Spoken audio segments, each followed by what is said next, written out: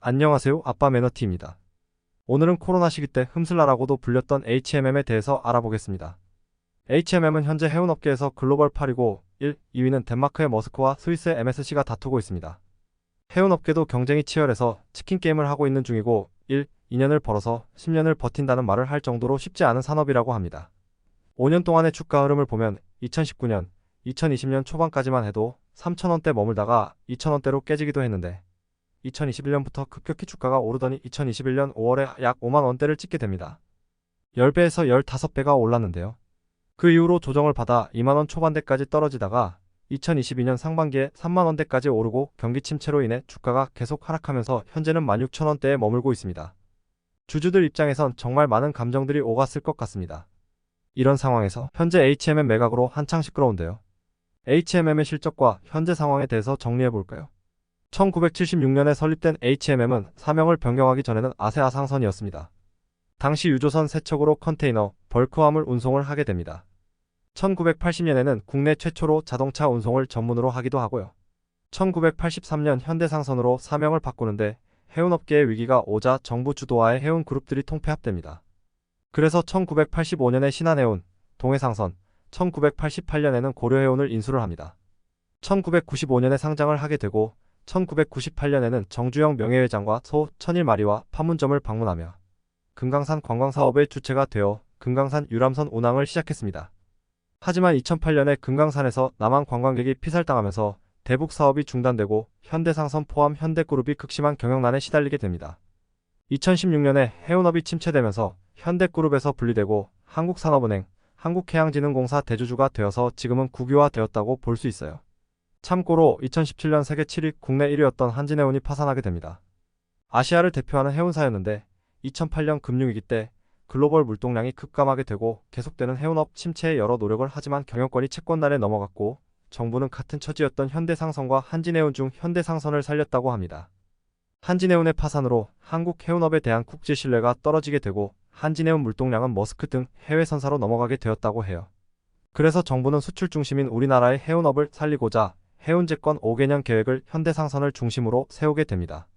그 핵심은 세계 최대 규모의 컨테이너선 2.4만 TU 12척, 1.8만 TU 8척 합쳐서 20척을 투자하게 되는데 이때 당시 세계 1위 머스크 선사는 1.8만 TU 이상의 컨테이너선을 투입하고 있었고 현대상선은 8,000 TU급 컨테이너선에 주력하고 있었던 상황이었습니다. 싣는 물량은 엄청 늘어나는 대신 고정 비용은 비슷해서 수익을 극대화할 수 있다는 장점이 있지만 비용적인 측면에서 부담된다는 점에서 과감한 투자였습니다. 참고로 TU는 컨테이선 척제 하역 능력을 나타내는 것으로 20피트 컨테이너 1개를 1TU라고 합니다. 이제 서서히 궤도에 오르려고 하는데 2020년 코로나로 큰 타격을 또 받습니다. 이때 현대상선은 HMM으로 사명을 바꾸고 위기를 극복하기 위해 총력을 다합니다. 그 결과 물류 대란으로 해운 운임이 크게 상승하게 되고 모든 배가 풀가동되면서 매출과 이익이 극대화되며 엄청난 관심을 받게 됩니다. 하지만 코로나가 끝나면서 물류가 정상화되어 실적이 다시 안 좋아지기 시작하면서 재무 상태가 개선된 HMM의 매각 추진에 제동이 걸릴 것으로 보고 있었습니다. 하지만 지금 적지 않은 기업들이 관심을 보이고 있는데요. 매각 현황은 제일 마지막에 이야기하기로 하고 실적을 먼저 보겠습니다. 먼저 연간 실적부터 보겠습니다. 2013년도에 좋은 상황은 아니었지만 2016년으로 갈수록 실적이 안 좋아지는데요. 2016년 국유화 이후로 수익성이 개선되고 2020년부터 매출 상승과 흑자 전환이 함께 이루어지고 2021년은 2020년에 대비 매출 2배, 영업이익이 8배가 뛰게 되네요. 그리고 2022년은 2021년보다 매출이 35%가 더 증가합니다. 2022년 영업이익률 50%대는 정말 대단한 것 같습니다. HMM은 매출이익률과 영업이익률이 거의 비슷한데요. 매출이익률과 영업이익률이 약 3% 정도밖에 차이가 안 나서 결국 HMM은 원가의 구성이 어떻게 되어 있는지가 중요합니다. 원가 항목을 보면 항화물비가 제일 높은 비중을 차지하고 있고 그 다음은 용선료, 연료비 순입니다. 항화물비는 항만 입출항비, 화물 선적, 하역, 운송비 등을 말하고 용선료는 배에 대한 임대료라고 보시면 될 것 같습니다. 참고로 원가 항목은 보고서에 항목별 비중이 얼마인지만 나와 있어서 역산한 데이터라 정확한 수치가 아님을 참고 부탁드립니다.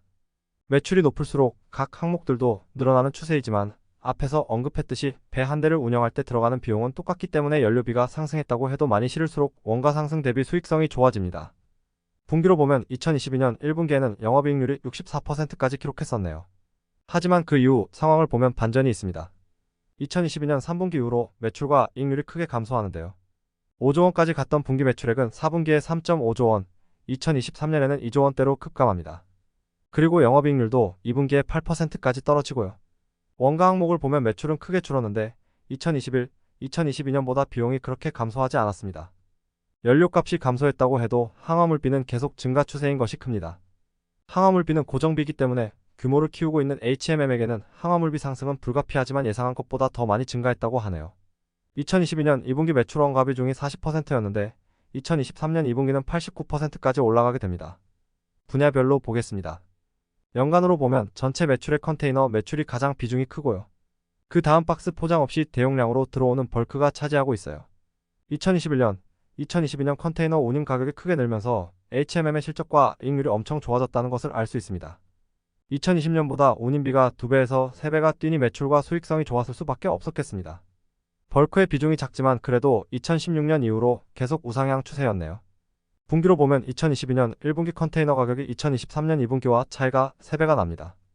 2023년은 2020년 운임료 수준으로 떨어졌는데요. 그만큼 실적은 악화될 수밖에 없는 것 같습니다. 대신 벌크는 생각보다 타격이 덜해서 분기 매출 3천억 원 수준을 유지하고 있습니다. 물동량도 한번 볼게요. 적재 실적은 오히려 2018, 2019년이 높았네요. 2021, 2022년은 캐파도 줄어들고 적재 실적도 줄어들었음에도 좋은 실적을 낼 수 있었던 것은 결국 운임료의 비정상적인 상승이 큰 역할을 했다고 볼 수 있습니다. 분기로 보면 2023년 2분기에 캐파와 적재 실적이 1분기보다 높아졌는데 실적 보고서에 보면 수송량은 2022년과 비슷하게 올라왔고 배가 증가한 것도 영향이 있어 보입니다. 항로별 매출액은 참고차로 보면 미국, 유럽 매출이 높은 상태고요. 지역 상관없이 2022년 3분기 이후로 매출이 크게 감소한 것을 알 수 있습니다. 재무 상태를 볼게요. 2021년 1분기까지 400%였던 부채 비율은 좋은 실적으로 인해 현재 24%까지 감소했습니다. 2015년만 해도 부채 비율이 2500% 수준이었던 것에 비하면 정말 좋아진 거죠. 2022년 3분기에는 현금만 10조 원이 있었을 정도였습니다. 유동성은 2021년 1분기 이후로 계속 좋아지면서 현재는 738%까지 올라왔습니다. 부채 비율과 유동성을 보면 현재 운영에는 크게 문제가 없어 보입니다. 연간 현금 흐름표를 볼까요? 2020년까지만 해도 잉여 현금 흐름 FCF가 음수값이었는데 2021년부터 유입으로 전환되면서 급격히 상승합니다. 2022년에 이것저것 투자하고 남은 현금이 약 11억 원이라는 의미죠. 정말 2021, 2022년은 대단했던 것 같습니다. 대신 분기로 보면 좋았던 시절은 다 가고 2023년 2분기부터는 다시 FCF가 음수값으로 전환이 돼요. 앞으로 잘 관리하지 않으면 다시 안 좋았던 시절로 돌아가지 않으라는 법은 없을 것 같습니다. HMM 실적 보고서를 보면 SCFI라고 해서 상하이 컨테이너 운임지수가 있는데요. 이걸 보고 앞으로 조금이나마 예측할 수 있습니다. 파란색 글씨 종합지수를 보면 되는데요. 2021분기에 4,851이었고 2023년 2분기는 984로 5분의 1 수준입니다. 2023년 9월 26일 기사에서는 SCFI가 911대로 떨어졌고 곧 900대도 붕괴될 것으로 보고 있으며 경기 침체가 길어질 것을 예상하고 있습니다. SCFI 말고도 HMM 실적 보고서에 나온 3분기 시황을 보면 오히려 배가 많아서 공급을 조절해야 되는 상황이고 중국 리오프닝 효과가 기대한 것보다 좋지 않고 오펙 플러스 산유국에서 생산량을 감축 결정하면서 유조선의 물동량도 감소할 것으로 보고 있습니다. 결국 올해는 큰 반등은 없을 것으로 보이네요. 이런 어려운 상황에서 HMM은 주어진 파이 내에서 효율을 극대화하는 노력을 하고 있습니다. 성장성이 높은 신규 서비스를 개설하고 내륙화물, 냉동화물 등 고수익 화물을 증대시키고 장기 계약 등을 통해 매출을 안정시키고 수익성을 개선하겠다고 하는데요. 내부적으로 할 수 있는 조치는 계속하면서 경기가 좋아질 때 수익을 극대화할 수 있는 게 최선의 방법이지 않을까 생각을 해봤습니다. 그럼 세계 1위를 다투는 머스크의 실적은 어떨까요? 한번 2분기 실적을 찾아봤습니다. 전체 매출 중 오션 매출을 봤는데요. 2022년 2분기 매출이 17.4빌리언 달러인데 2023년 동분기 매출이 8.7빌리언 달러로 반토막이 났습니다. 에비타는 2022년 2분기에 9.6빌리언 달러, 2023년 2분기는 2.3빌리언 달러로 4분의 1로 감소했네요. 에비타 이익률은 2022년 2분기에 55%, 2023년 2분기는 26%입니다. 세계 최고의 기업도 매출과 이익이 감소하는 흐름은 똑같지만 안 좋은 상황에서도 수익성을 26%나 가져가고 있습니다. 그리고 매출 규모가 HMM보다 4배 정도 더 크네요. 머스크 역시 시장이 어려워 수요 감소에 영향을 받고 있고 여기에 이전에 발주한 새로운 선박이 더 인도되어 공급은 더 늘어나 요금이 더 내려가는 이중고를 겪게 되는데요. 결국 비용을 줄이는 방향으로 가고 있습니다. 머스크를 통해 HMM은 비용도 줄이는 거지만 더 많은 물량을 확보해서 매출을 늘릴 수 있는 경쟁력도 갖춰야 될 것으로 보입니다. 이제 마지막으로 HMM 매각은 어떻게 돼가고 있는지 보겠습니다. 현재 기사로 보면 동원그룹, 하림, LX로 선정이 되었다고 합니다. 모두 중견기업으로 인수에 참여할 것으로 예상했던 현대차그룹, 포스코는 참여를 안 했다고 해요. 문제는 HMM의 가치가 최소 7조 원으로 보고 있는데 세 기업 모두 현금이 턱없이 부족하여 인수를 해도 HMM의 현금에 손을 댈 수 있다는 안 좋은 예상도 있습니다. 한편으로는 HMM이 아시아나항공을 인수하여 육해공 종합물류가 가능하도록 만들어 놓고 대기업에 넘기는 시나리오도 있는데요. 현재 해운업계가 너무 안 좋다 보니 많은 고민들이 있을 것 같습니다. 해운업이 나라의 경쟁력을 보여주는 산업이니 좋게 잘 마무리되었으면 하는 마음입니다. 그리고 해운업계가 모두가 힘들지만 그 와중에도 머스크는 26%의 에비타이익률을 보이는 걸로 봐서는 아직 HMM이 개선해야 될 것들이 많다고 생각이 듭니다. 운임료가 오르기만을 기다리기보다 안 좋은 상황에서도 수익성 악화를 최소화할 수 있는 체격을 갖춰야 될 것 같네요. 오늘 정리한 내용은 여기까지입니다. 시청해주셔서 감사합니다.